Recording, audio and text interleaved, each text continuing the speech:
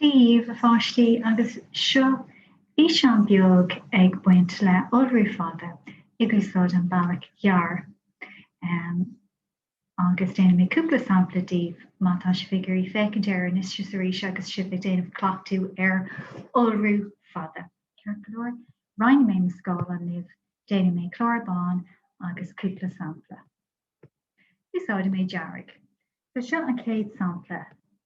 Seo sédéig fá trí. Ag dehanna ar bhór agus éad.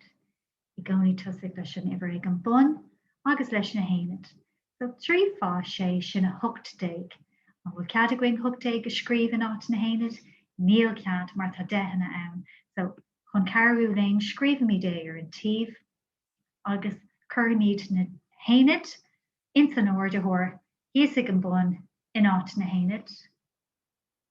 Fá réile sin agus tá de bháin agin agus scríb mí tal an seo ar an tíomh.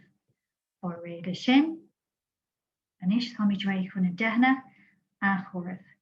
Trí fá a haon siad a trí agus a haon sin a ceathair agus an freagra atá agin ná ceathair a thucht. So sin déanam mé sampla eile díomh. Beidir sampla le fricin níos mó.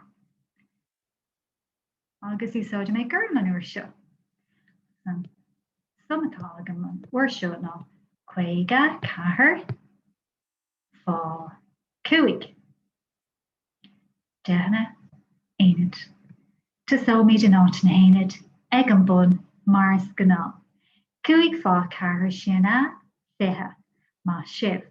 Ach an bhfuil cead a going fithe is scríb in áit na héad, níl cead mar tá gá digit a gceist.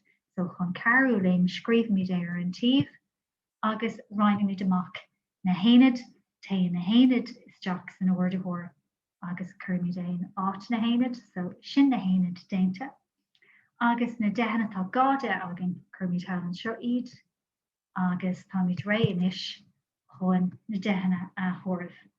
Cúig fá cúig sinna fithe cúig agus a dó sin a fithe seacht agus feici sibh go bhfuil céad sa freagra inis gá céad is sa seachtó an freagra.